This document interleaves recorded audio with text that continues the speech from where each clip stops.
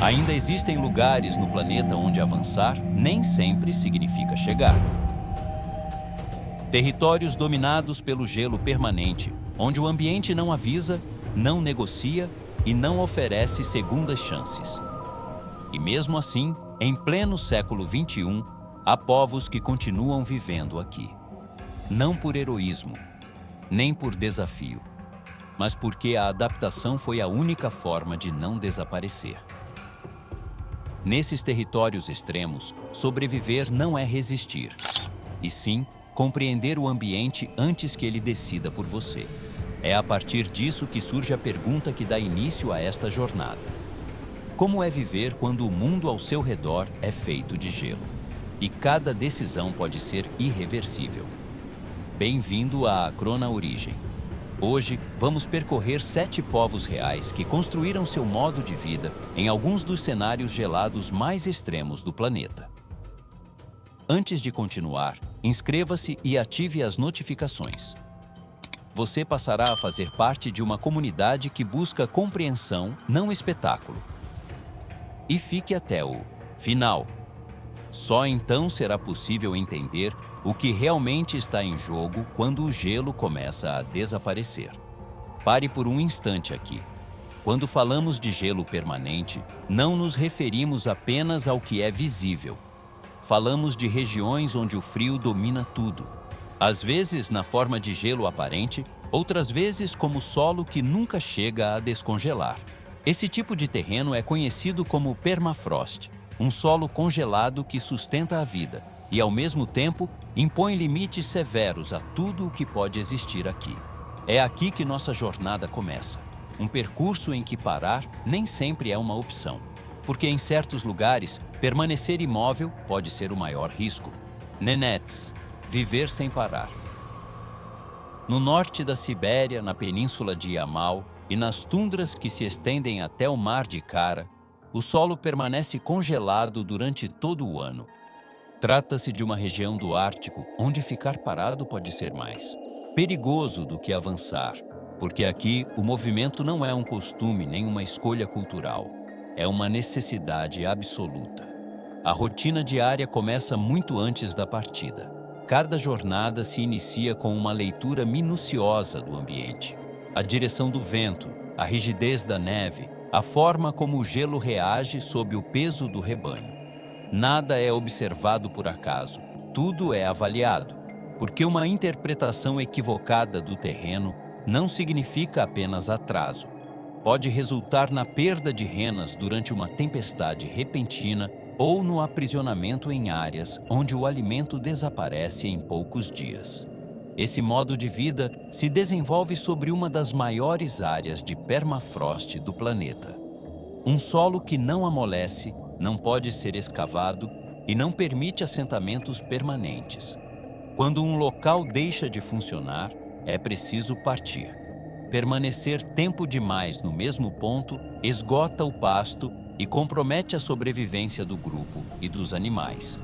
Por isso, cada deslocamento é calculado não em quilômetros, mas em dias de alimento disponível. Todos os anos, essas famílias percorrem até 1000 quilômetros atravessando tundras congeladas ao lado de seus rebanhos de renas. Não há estradas, placas ou rotas visíveis. Os caminhos não estão nos mapas, mas na memória coletiva, transmitidos desde a infância e ajustados geração após geração, de acordo com o comportamento do gelo e da neve. Existe uma regra que nunca é questionada. Quando uma rena se recusa a avançar, o grupo para. O animal percebe mudanças sutis no terreno que o olhar humano nem sempre detecta.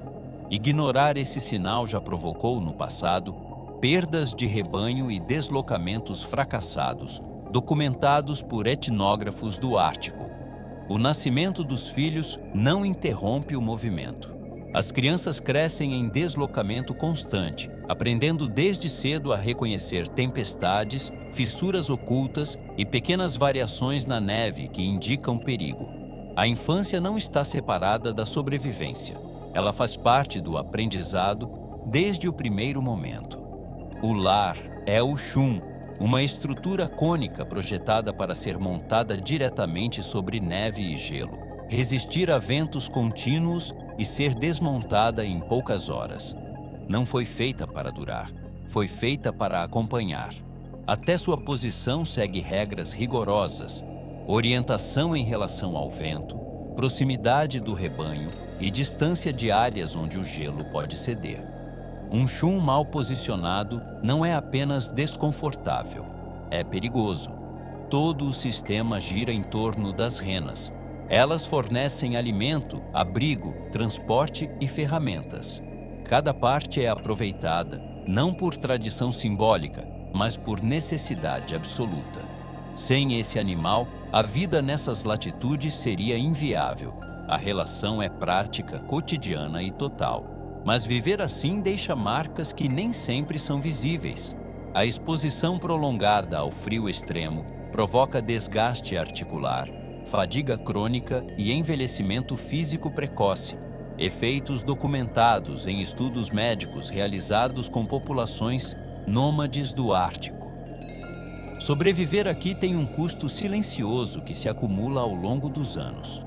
Quando, ao longo do século XX, tentou-se impor de fora um modo de vida sedentário, o equilíbrio foi quebrado.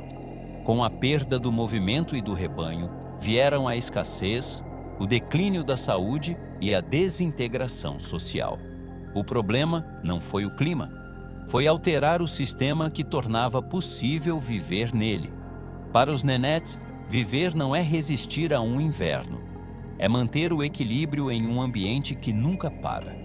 Mas nem todas as paisagens de gelo se comportam da mesma forma. Além dessas planícies, avançar já não significa apoio seguro. Significa confiar em uma superfície que pode ceder a qualquer momento. E é para lá que seguimos. 2. Yupik.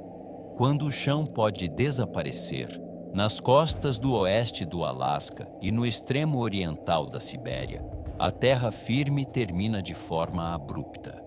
Depois disso, resta apenas o oceano congelado. Aqui, não existe um solo estável nem uma fronteira clara entre terra e mar. A vida se desenvolve em uma faixa incerta entre a água e o gelo marinho. Uma superfície que se forma e se rompe a cada ano sem jamais oferecer garantias reais. A rotina diária depende de um equilíbrio extremamente frágil. Antes de sair, nada é considerado certo. Observa-se a direção do vento, a temperatura do ar, o comportamento das marés e o aspecto do gelo próximo à costa. Uma mudança repentina pode desprender uma placa inteira e separá-la do continente em questão de minutos. Quando isso acontece, não há retorno. A caça é realizada sobre gelo em movimento. Não se avança sobre terra firme, mas sobre uma superfície que estala, se tensiona e se racha sob o peso do corpo. Um passo mal calculado pode provocar o colapso de uma área enfraquecida pelas correntes marinhas. Aqui, sobreviver depende de compreender o gelo como algo vivo. Nem todos os tons de branco significam o mesmo. Nem todos os sons indicam o mesmo risco. O gelo jovem é mais escuro e flexível. O gelo antigo é mais claro e resistente. Um estalo seco não tem o mesmo significado que um som oco. Essas diferenças, imperceptíveis para quem vem de fora, definem o limite entre avançar ou recuar. Esse conhecimento não está registrado nem organizado em manuais. Ele é transmitido de forma oral e prática, de geração em geração, porque aprendê-lo tarde demais pode custar uma vida. Aqui não existe espaço para tentativa e erro. O mar impõe o ritmo de tudo. As marés determinam quando é possível sair, quando é preciso voltar e quando o mais seguro é não se mover. Uma maré mal calculada pode abrir canais de água entre placas de gelo aparentemente sólidas, isolando quem estiver sobre elas. O clima não é consultado nem previsto com exatidão. Ele é interpretado a partir de sinais acumulados ao longo de anos. Os acidentes não são uma possibilidade distante. Eles se repetiram por décadas e fazem parte de seus alertas mais antigos. Caçadores levados para o mar sobre placas desprendidas, quedas em águas de temperatura letal, resgates impossíveis. Não são lembrados como tragédias excepcionais, mas como advertências constantes do que acontece quando se confia demais. Nessas águas, a sobrevivência após uma queda é medida em minutos. O frio paralisa os músculos, dificulta a respiração e elimina quase imediatamente a capacidade de reação. Por isso, cada saída é planejada como se fosse irreversível. Essa realidade obriga a viver em estado de atenção permanente, onde cada decisão conta. A pergunta é simples: você confiaria sua vida a uma superfície que pode ceder a qualquer momento? Se isso já parece impossível, prepare-se para enfrentar um ambiente onde nada parece se mover. E ainda assim, desaparecer é fácil. Aqui, o perigo não flutua nem se fragmenta. Ele é constante e está ao seu redor. 3. Evenki. Orientar-se no vazio. No interior da Sibéria, longe da costa e de qualquer referência humana estável, a paisagem se torna homogênea.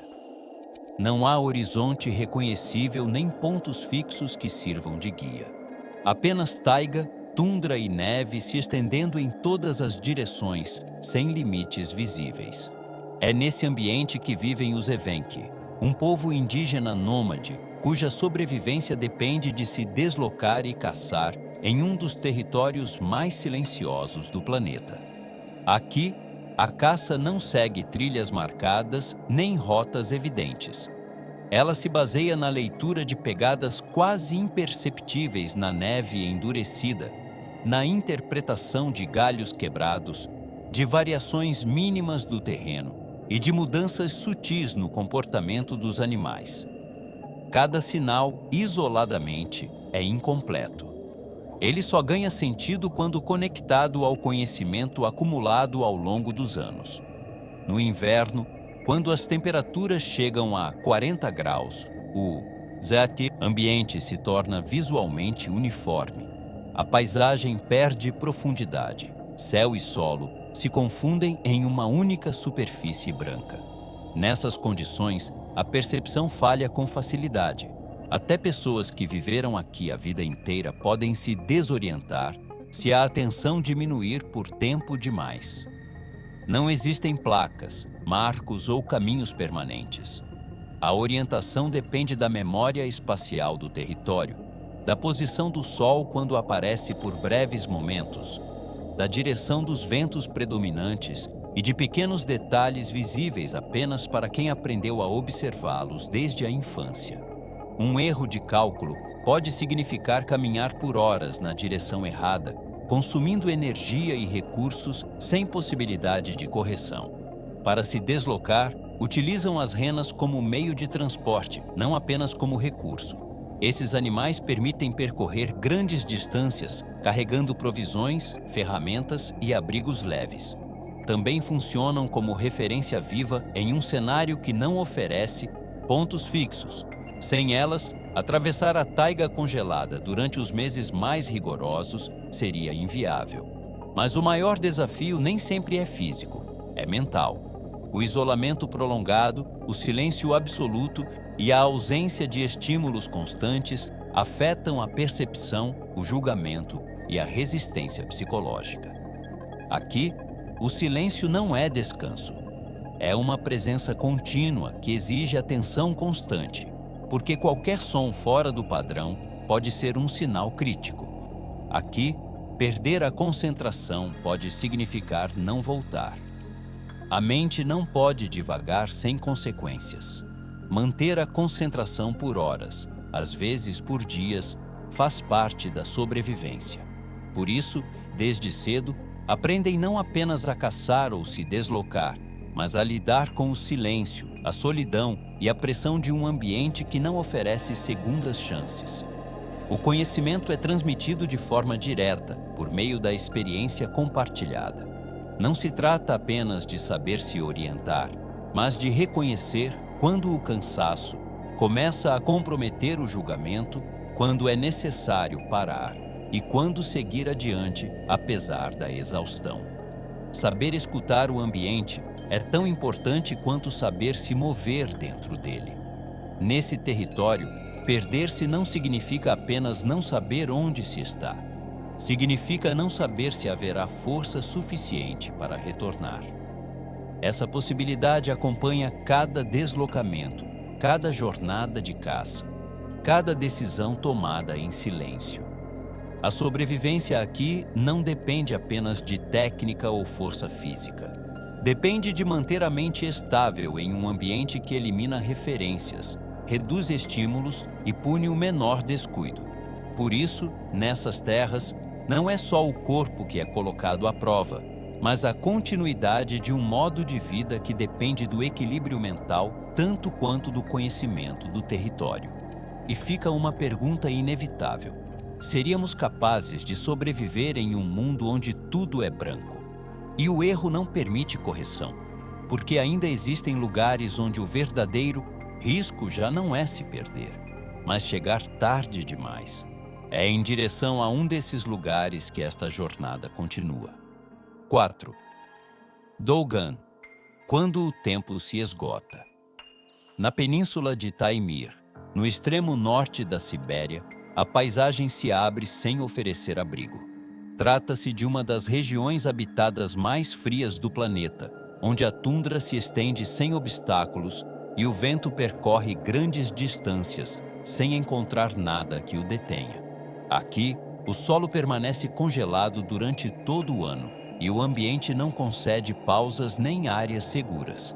A vida cotidiana se organiza em torno de um calendário extremo. O tempo não é medido por estações suaves, mas por janelas de oportunidade muito curtas. A caça e a pesca são realizadas sob o gelo, abrindo passagens em superfícies que permanecem congeladas por meses. Cada saída exige um cálculo preciso: a espessura do gelo, a temperatura do ar, a distância a ser percorrida e o momento certo de voltar. Um erro não significa fracasso, significa não voltar. As moradias são construídas diretamente sobre o permafrost, um solo que nunca amolece e que impede edificações profundas ou permanentes. Tudo precisa se adaptar a uma base instável, onde até um degelo parcial pode deformar ou destruir o que foi construído. Aqui, não se constrói pensando em décadas, mas em resistir até o próximo ciclo de frio e vento. Durante gerações, esse povo combinou caça, pesca e criação de renas com deslocamentos sazonais que mantinham um equilíbrio delicado com o ambiente. Nada era feito ao acaso.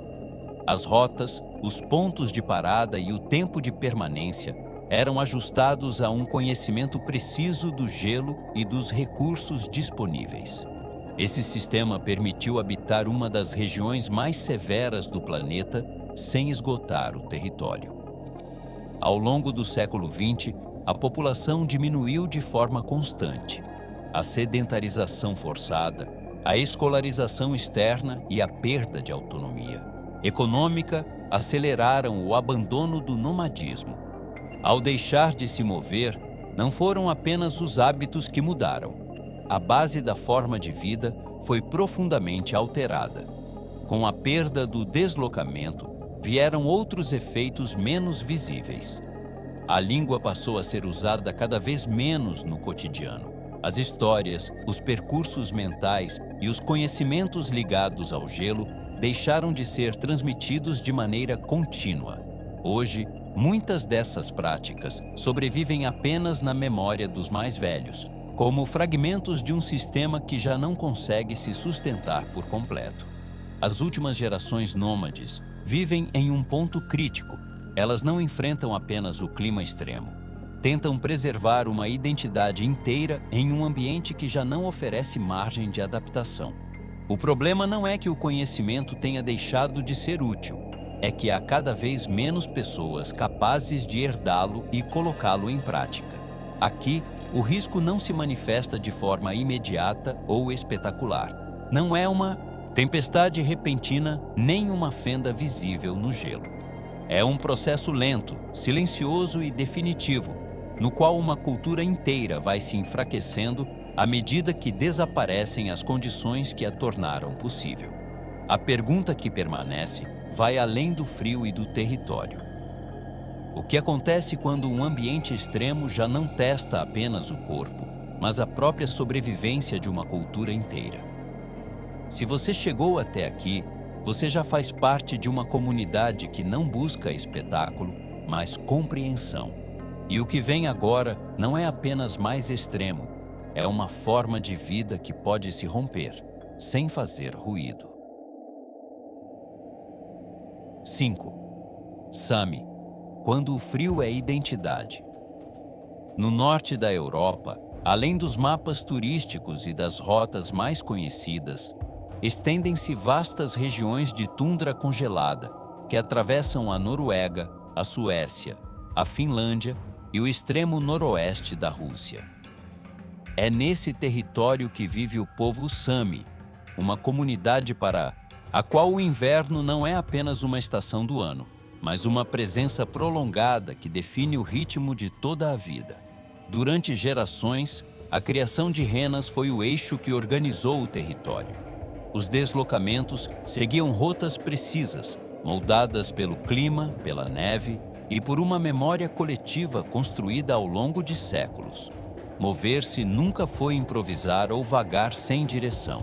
Era saber quando avançar, quando parar e como manter um equilíbrio constante entre o rebanho, o solo e os ciclos naturais. O inverno polar, com meses de escuridão quase total, não era vivido como uma ameaça a ser vencida. Era um ambiente ao qual se adaptar. O frio se integrou às vestimentas, às técnicas de deslocamento, à linguagem e à forma de interpretar o mundo. Aqui, sobreviver não significava lutar contra o gelo, mas aprender a conviver com ele e antecipar suas mudanças. As rotas de pastoreio exigiam grandes extensões abertas para que os rebanhos pudessem se deslocar sem interrupções. Mas esse equilíbrio começou a se fragmentar.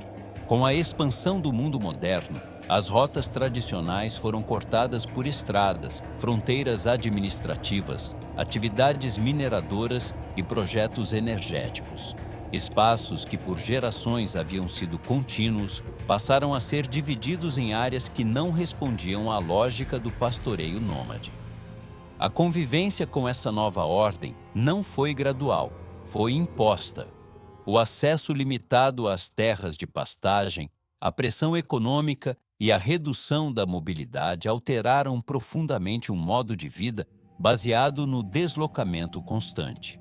Não foi preciso eliminar o frio para colocar o sistema em risco, bastou impedir o movimento. A cada fragmentação, o território disponível diminuía, assim como a capacidade de manter práticas dependentes de grandes áreas abertas. A perda não foi repentina nem espetacular, foi progressiva, silenciosa e difícil de reverter. Muitas comunidades foram obrigadas a abandonar rotas ancestrais, transformando hábitos transmitidos por gerações. Aqui, o perigo não surge de forma imediata, não chega com uma tempestade, nem se anuncia com uma fenda visível. Ele avança lentamente. O verdadeiro risco aparece quando o território começa a mudar, quando as rotas são interrompidas, quando a paisagem deixa de responder às regras que sustentaram esse modo de vida por gerações. Surge então uma pergunta incômoda. O que acontece quando uma cultura aprende a sobreviver ao gelo, mas o mundo ao redor transforma esse território sem lhe dar tempo para se adaptar? Esta jornada não termina aqui. E agora seguimos para um lugar onde o gelo não obriga a fugir nem a avançar. Ele permanece acima, suspenso sobre a vida cotidiana, pairando nas montanhas. 6. Quechua, viver sob o gelo.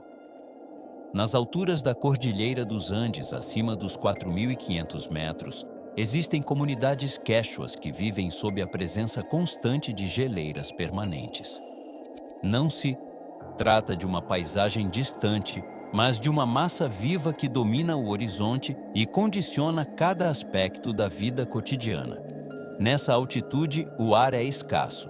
Cada movimento exige mais esforço do que o habitual. A hipóxia acompanha cada dia. Respirar demanda energia extra, o cansaço se acumula rapidamente e tarefas simples se transformam em desafios físicos. Quando a noite chega, o frio se intensifica de forma abrupta.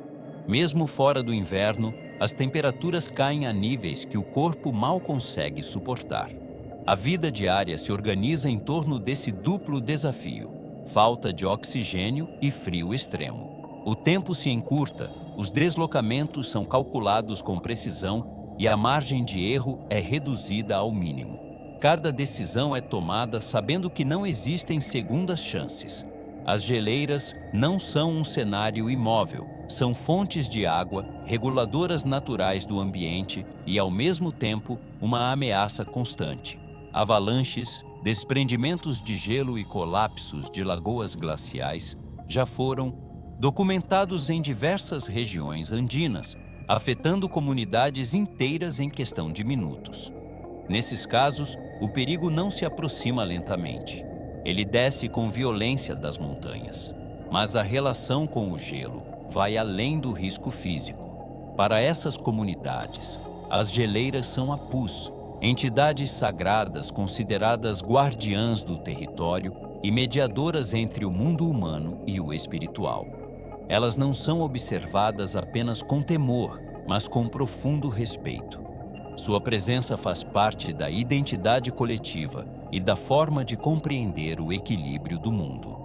Por gerações, rituais, calendários agrícolas e decisões comunitárias foram organizados em torno desses apus.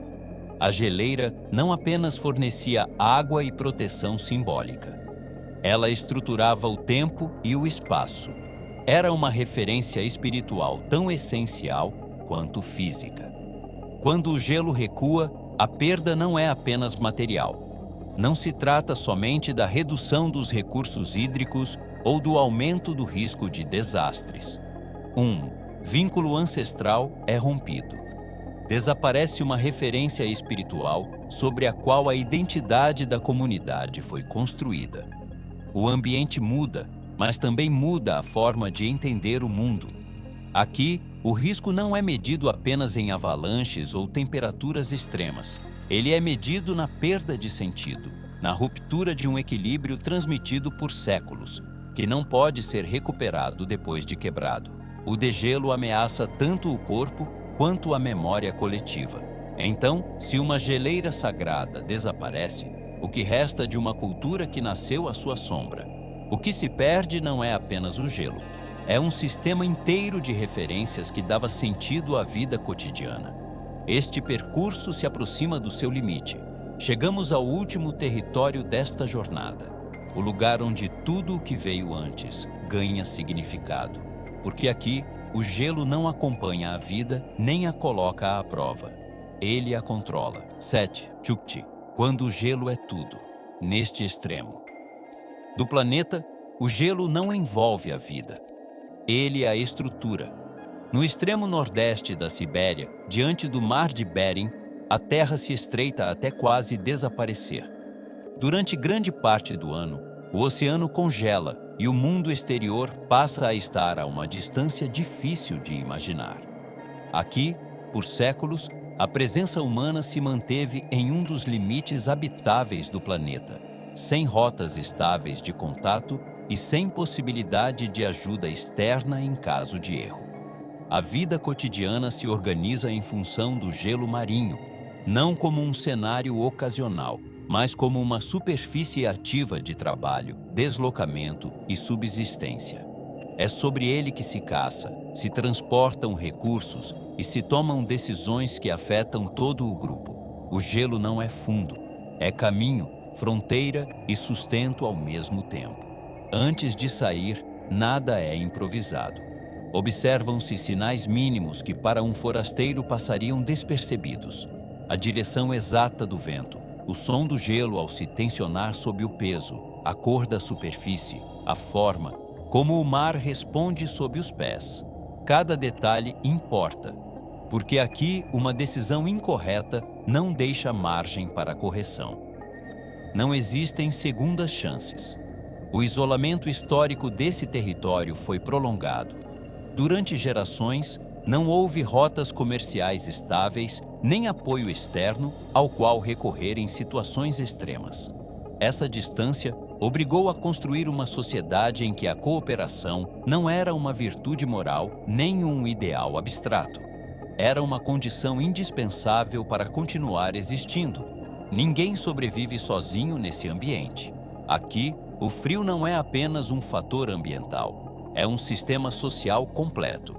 Ele determina quando se sai para caçar, como os recursos são distribuídos, quais decisões são tomadas em grupo e quais jamais são individuais. O erro de uma única pessoa pode comprometer todos. Por isso, as decisões mais importantes não recaem sobre indivíduos isolados, mas sobre a experiência compartilhada. Nada é deixado ao acaso. O conhecimento é transmitido com extrema precisão, porque não se trata de tradição simbólica nem de costume cultural. É informação vital. Saber interpretar o gelo, o vento e o mar é tão importante quanto saber caminhar ou respirar nesse ambiente. Cada geração aprende observando, ouvindo e corrigindo erros antes que se tornem irreversíveis. Esse conhecimento não pertence a uma única pessoa. Ele é coletivo. Constrói-se ao longo do tempo por meio da observação constante e da memória acumulada de acertos e falhas do passado.